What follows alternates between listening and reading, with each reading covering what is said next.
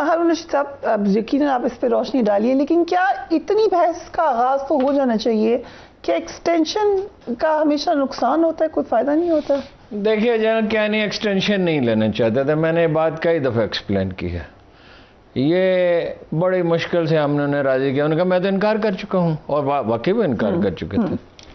बड़े मुश्किल से उनके दोस्तों ने उन्हें कायल किया कि भाई जंग हो रही है, बहुत उस वक्त बहुत नाजुक सूरत हाल से 3 से 5 बड़े धमाके होते थे, कुछ कम हो गए थे। तो अगर जो स्वात का ऑपरेशन कामयाबी से हो चुका था, लेकिन हम ये देखकर हैरान रह गए उनकी इतनी अच्छी परफॉर्मेंस। 90 दिन में ऑपरेशन मुकम्मल हुआ था स्वात का, 90 दिन में लोग वापस चले गए थे। बाद के अदवार में ऐसा नहीं है, उस तरह की परफॉर्मेंस कभी नहीं देखी गई। वो जन क्या नहीं तो पब्लिसिटी से अवॉइड करते थे, और बाकी लोगों ने तो तशहीर पर बड़ी तवज्जो दी।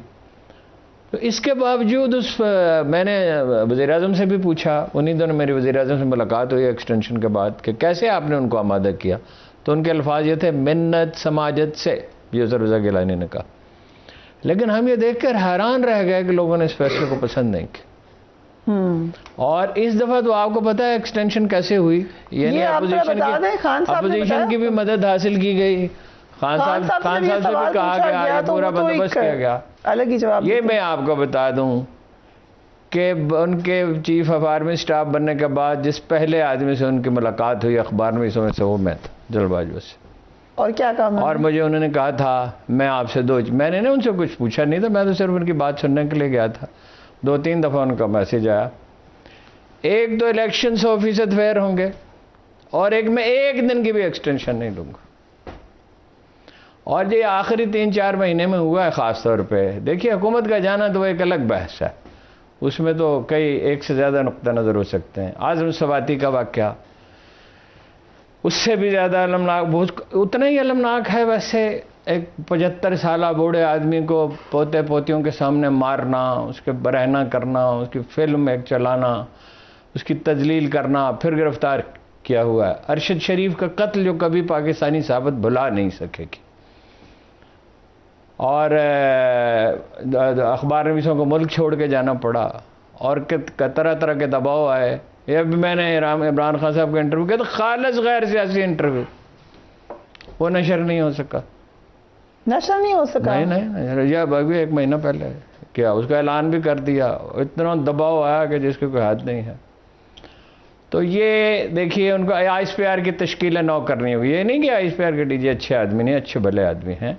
ये एक दफ़ा जन कहने के दौर में ISPR की तश्कील न हुई थी। सहाफ़त के बारे में रवैया बदल। अब अवाल तो ये है, पॉलिटिक्स से जितना दूर चले जाएं उतना ही अच्छा है। ये काम हमेशा होता बतदरीज है, इस तरह रातों रात नहीं होता कि एक रात फैसला हो गया। एक जन कहनी ने कोशिश की थी तो वो बहाल करना पड़ा मॉनिटरिंग के लिए। जो भी हो, बहरहाल उनके मामले में ये तो वो तो बहुत शाइस्तगी से बात करते थे, एहतियात से बात करते थे, और इसी पे जरदारी साहब को कायल किया था उन्होंने। देखिए उसमें दोनों फरीक वैसे कसूरवार हैं। सियासी जमातें भी भागी भागी जाती हैं फौज की तरफ, अब भी जाएंगी, अगर किसी का ख्याल है नहीं जाएंगी, अब भी हुकूमती इत्तेहाद कोशिश करेगा। मीडिया का क्या फर्क करता है? उनसे आप जितनी मीडिया से तो इतना दबाव रहा है कि जिसकी कोई हद नहीं है। मीडिया ने टैक्टफुली इसको अवॉइड किया। जो लोग नहीं कर सकते थे, हजम नहीं कर सकते थे, वो मुल्क छोड़ के चले गए। बहुत सी चीजें तब्दील करनी है। अकाउंटेबिलिटी का तरीका देखिए, नहीं अकाउंटेबिलिटी पे बाद में आते हैं। देखिए दुनिया भर में जहां तरक्की हुई है सिविल अदारों के बल पे हुई।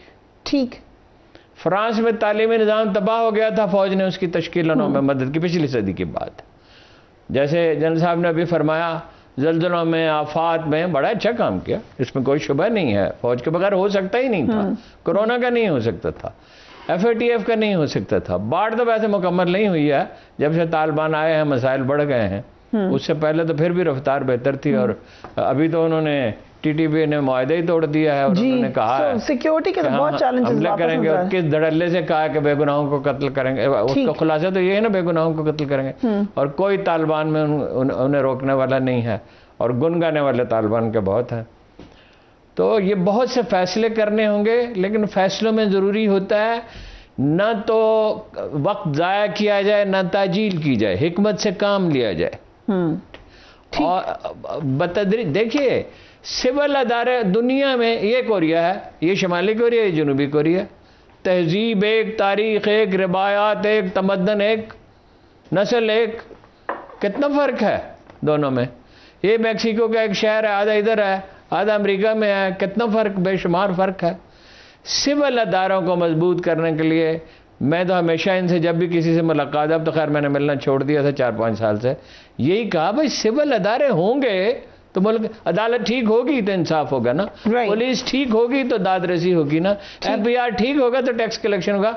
1000-1500 अरब रुपए FBI वाले खा जाते हैं, तो इसका मतलब है 4-5-6 हज़ार अरब का नुकसान होता है तो खा जाते हैं ना। ठीक, ये पटवार क्यों नहीं ठीक कर सकते जी? दुनिया भर में ठीक हो सकता है या नहीं हो सकता? आप एटम बम बना सकते हैं, आप मिसाइल बना सकते हैं, आप दुनिया की बेहतरीन फौज बना सकते हैं। अक़वाम मुत्तहिदा की रेटिंग में पाकिस्तानी फौज का दर्जा बहुत बुलंद है, अगर सबसे बेहतर नहीं है तो सबसे बेहतरीन में से So challenges बाकी ये क्यों नहीं कर सकते? राइट, टेक्निकल तालीम जिसकी ज़रूरत है उसमें फौज मदद कर सकती है, एजुकेशन का निज़ाम बिल्ड करने में मदद कर सकती है, मदद करें, उसका रोल इख्तियार न करें। Very important. हर दाना आदमी 14, 15, 20, 16 साल की उम्र में अपने बेटे पे जिम्मेदारियां आयद करना शुरू करता है, ठीक, कि अपने पांव पे खड़ा हो।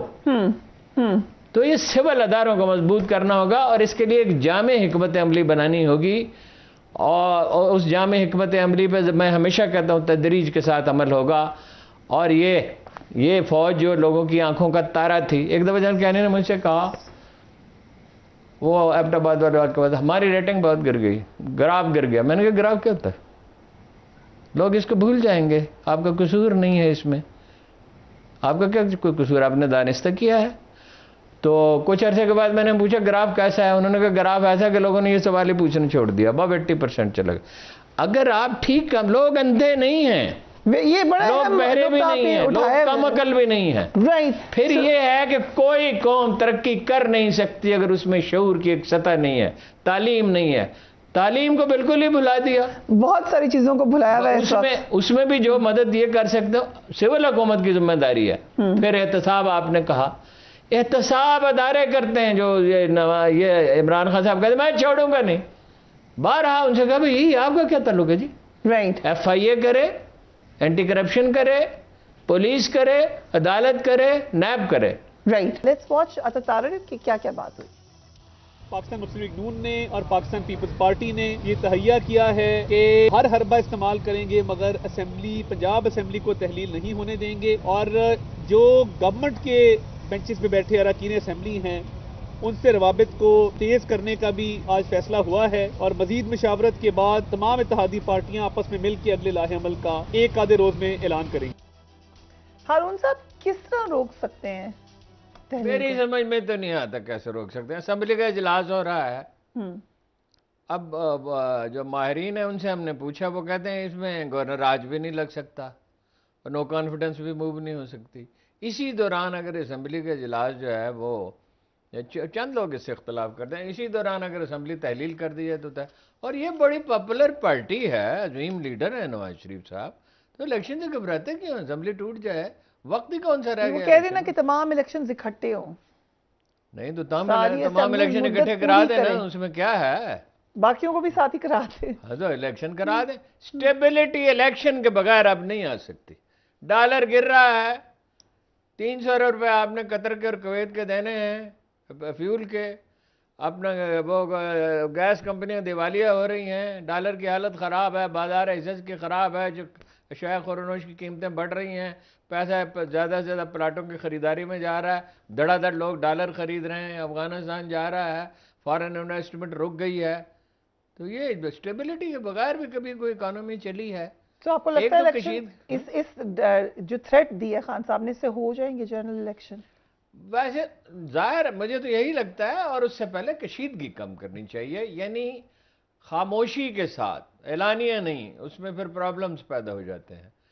खामोशी के साथ बातचीत करके रूल्स तय करने चाहिए, और जिन चीज़ों पे आसानी से इत्तफाक हो सकता हो करके नहायत पुरअमन इलेक्शन हो, कोई ज़ाब्ता अखलाक था। और ये बकवास बंद होनी चाहिए, जो मीडिया सेल हैं कैरेक्टर असैसिनेशन करने वाले, और दोनों तरफ ऐसे लोग हैं जिनका हुनर सिर्फ ये है कि तमस्खर उड़ा सकते हैं। और ये उधर जलसा होता है इमरान खान का, लाखों उसमें आदमी है, 3000 आदमी थे जी, नाकाम हो गया जी, तबाह हो गया जी, खत्म हो गया इमरान खान। वो खत्म हो गया तो इलेक्शन कराओ, जान चढ़ाओ, राइट, सो हमने इसी तरह वो भी यही करते हैं, वो भी करते हैं, वो भी करते हैं, वो इससे भी 2 हाथ आगे करते हैं। बातचीत तो नहीं होती हुई नजर आ रही, तो फिर क्या सुप्रीम नहीं, कोर्ट बातचीत के सिवा कोई चारा ही नहीं है, बातचीत करनी ही पड़ेगी। अगर बराह रास्त नहीं होती, वो ठीक कहा उन्होंने कि खान साहब पे जो उनका एतराज है अलगारी साहब का, वो सही है कि बातचीत से वो गुरेज करते हैं। कोई सियासतदान जो है वो बातचीत का दरवाजा बंद नहीं कर सकता। जब गैर मुल्की हुक्मरान थे उस वक्त दरवाजा बंद नहीं किया गया, उनका तो कोई हक हुक्मरानी नहीं था।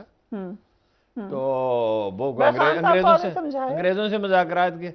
मैं क्या समझाऊं उनको, मैं तो उनको यही समझा समझा के थक गया कि ये वजीर आजम का काम नहीं है कि मैं छोड़ूंगा नहीं, ये अदारों का काम है।